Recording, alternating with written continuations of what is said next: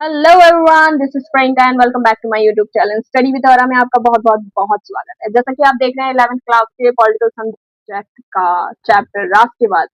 आज हम इस चैप्टर को खत्म करने वाले हैं। जैसे कि आप देख सकते हैं टॉपिक्स क्या हैं हमारे। राष्ट्रवाद अर्थ क्या है, राष्ट्र राष्ट्र और राज्य में अंतर, विशेषताएं और ये बाकी सारे टॉपिक्स के बारे में हम बात करने वाले हैं। वीडियो इन्हीं टॉपिक्स पे रहेगी। सो बिना किसी देरी के स्टार्ट करते हैं। तो चलो चैप्टर के नाम को ही समझ लेते हैं। सबसे पहले राष्ट्रवाद क्या है। ये वह भावना है जिसमें लोगों के अंदर अपने राष्ट्र के प्रति एकता, सम्मान और अपनापन होता है। ठीक है, राष्ट्रवाद लोगों को एक साझा पहचान के आधार पर जोड़ता है। जैसे सिंपल सी भाषा में मैं बताती हूँ, अपने राष्ट्र के प्रति एकता, सामूहिक पहचान की भावना को राष्ट्रवाद कहते हैं। ठीक है, अब राष्ट्र है क्या? राष्ट्रवाद तो है हमारे पास, चलो भावना भी है, एकता की भावना भी है, बट राष्ट्र क्या है? राष्ट्र केवल निश्चित भूभाग का नाम नहीं है। ठीक है, राष्ट्र के जो लोगों में कुछ साझी भावनाएं, इतिहास, सांस्कृतिक परंपराएं और राजनीतिक आकांक्षाएं भी होती है। तो ये क्या हो जाएगा? राष्ट्र। ठीक है, अब राष्ट्र के जो निर्माण के मुख्य तत्व है मैं बता दूं आपको। साझा इतिहास, साझा संस्कृति, परंपराएं, समान राजनीतिक आकांक्षाएं, एकता की भावना, अपनेपन की भावना, ये सारे आ जाएंगे प्रमुख तत्व में, राष्ट्र के प्रमुख तत्व में निर्माण के। ठीक है, आ जाओ अंतर में। अब राष्ट्र और राज्य दोनों में अंतर क्या है?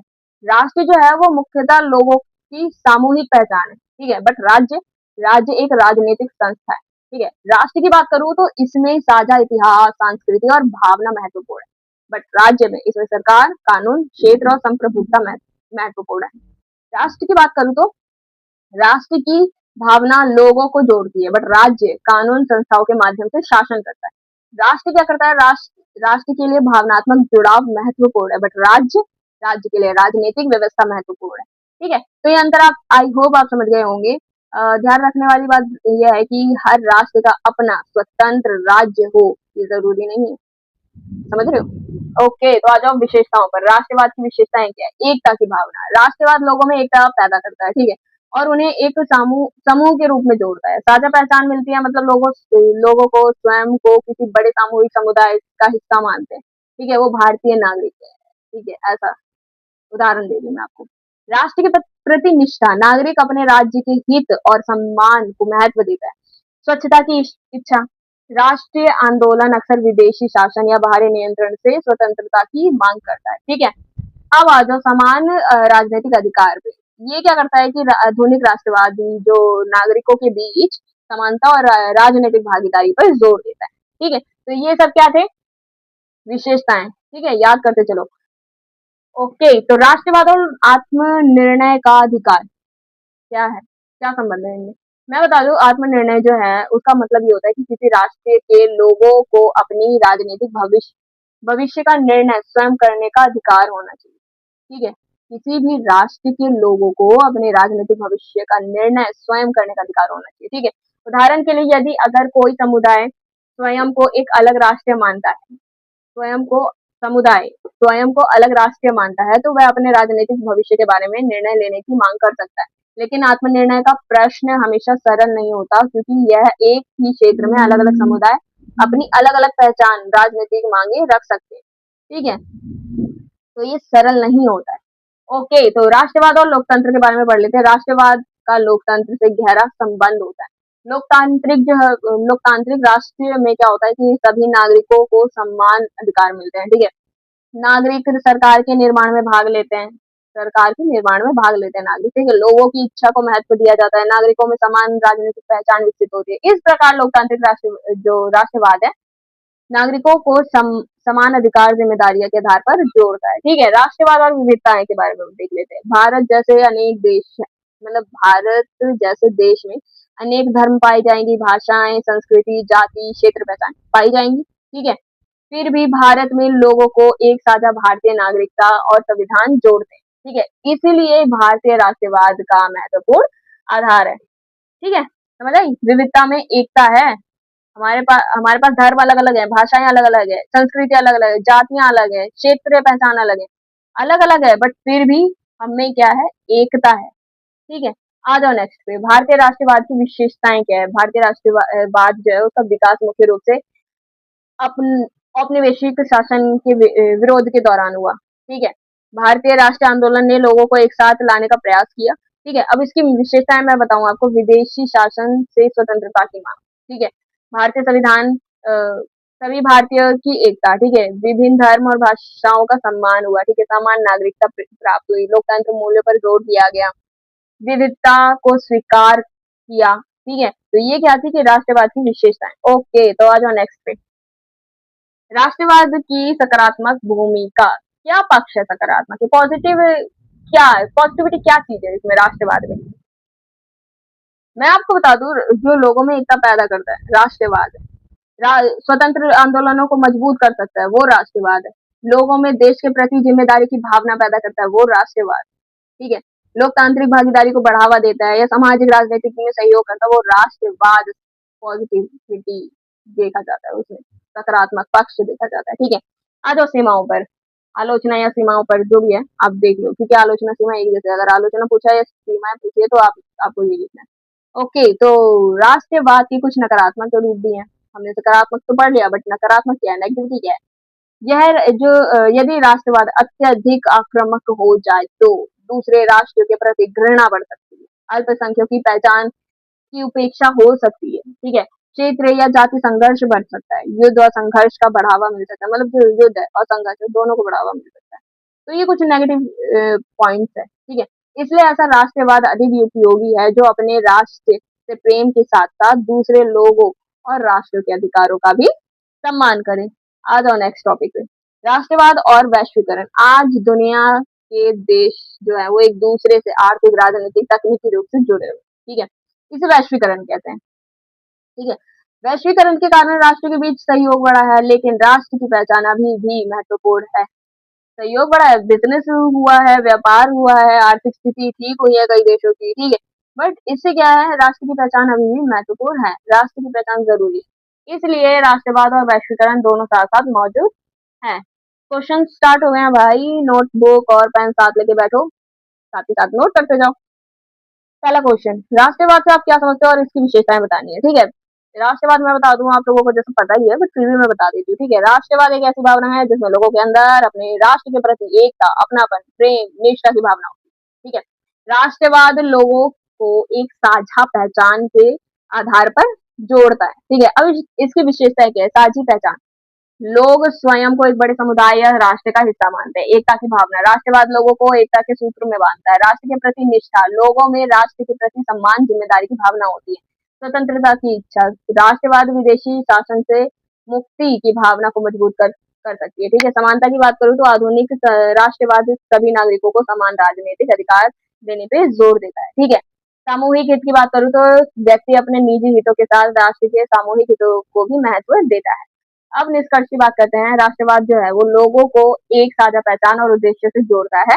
भारत में राष्ट्रवाद ने स्वतंत्र लोकतंत्र आंदोलन को मजबूत बनाने में महत्वपूर्ण भूमिका निभाई है, ठीक है। नेक्स्ट क्वेश्चन देख लेते हैं, राष्ट्र और राज्य में अंतर। राष्ट्र राज्य दोनों अलग अलग अवधारणा है, ठीक है। मुख्य रूप से लोग की साझा पहचान और भावनाओं पर आधारित होता है, जबकि राज्य जो है, राष्ट्र जो है वो लोगों की पहचान, भावनाओं पर आधारित होते हैं, बट राज्य राजनीतिक और कानून से होता है, ठीक है। साझा पहचान वाला लोगों को समुदाय, जो साझा पहचान वाले जो लोगों के समुदाय होते हैं वो राष्ट्र में आ जाएगा, बट राज्य में राजनीतिक संगठन। राष्ट्र में इतिहास, सांस्कृतिक और भावना पहचान आ जाएगी, बट राज्य में क्षेत्रीय सरकार, कानून और संप्रभुता आ जाएगा।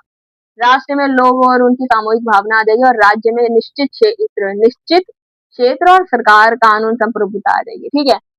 अब और देख लेते हैं, सामाजिक और भावनात्मक राष्ट्र में आ जाएगा, बट राज्य राजनीतिक और कानून पे आ जाएगा। राष्ट्र आवश्यक नहीं, स्वतंत्र राज्य आवश्यक नहीं है, बट राज्य के लिए आवश्यक होता है स्वतंत्र रहना, ठीक है। मैं आपको बता दूं निष्कर्ष में कि राष्ट्र लोगों की सामूहिक पहचान से बनता है, जबकि राज्य एक राजनीतिक व्यवस्था है। इसलिए हर राष्ट्र का अपना राज्य होना आवश्यक नहीं है, ठीक है। नेक्स्ट क्वेश्चन देख लेते हैं, आत्मनिर्णय के अधिकार से क्या समझते हो आप, क्या महत्व है इसका।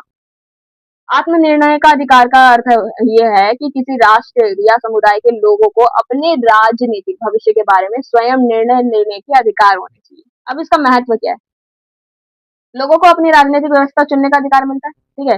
विदेशी शासन या बाहरी नियंत्रण से स्वतंत्रता की मांग को आधार मिलता है, ठीक है। अब लोगों की इच्छा और राजनीतिक आकांक्षाओं को भी महत्व मिलता है। यह राष्ट्रीय स्वतंत्रता आंदोलन को प्रेरणा दी। ठीक है, इससे लोगों में अपनी पहचान और अधिकारों के प्रति जागरूकता बढ़ती है। लेकिन आत्मनिर्णय का प्रश्न जटिल भी हो सकता है। ठीक है, क्योंकि एक ही क्षेत्र में कई समुदाय अपनी अलग-अलग पहचान और राजनीतिक मांग रख सकते हैं। ठीक है, निष्कर्ष ये निकलता है कि आत्मनिर्णय का जो अधिकार है वो लोकतंत्र और स्वतंत्रता की भावना से जुड़ा हुआ महत्वपूर्ण विचार है। नेक्स्ट क्वेश्चन देख लेते हैं, भारतीय राष्ट्रवाद की प्रमुख विशेषताओं के बारे में बताना है। जो भारतीय राष्ट्रवाद है उनका विकास मुख्य रूप से औपनिवेशिक शासन के विरोध और स्वतंत्र आंदोलन के दौरान हुआ। ठीक है, आप लोगों को पता है। भारत की विविधता को ध्यान में रखते हुए भारतीय राष्ट्रवाद है उसने एकता पे जोर दिया। ठीक है, अब इसकी विशेषताओं की बात करूं तो औपनिवेशिक शासन का विरोध। भारतीय राष्ट्रवाद ने विदेशी शासन से स्वतंत्रता प्राप्त करने के लोगों को इकट्ठे किया, संगठित किया। ठीक है, विविधता में एकता मतलब भारत की विभिन्न भाषाओं, धर्मों, जाति, संस्कृतियों को स्वीकार किया। ठीक है, सम्मान नागरिकता, सभी नागरिकों को समान अधिकार देने की भावना को महत्व दिया। लोकतांत्रिक विचार, स्वतंत्र भारत में लोकतंत्र और नागरिकों को जो नागरिक है ना उनके अधिकारों को महत्व दिया।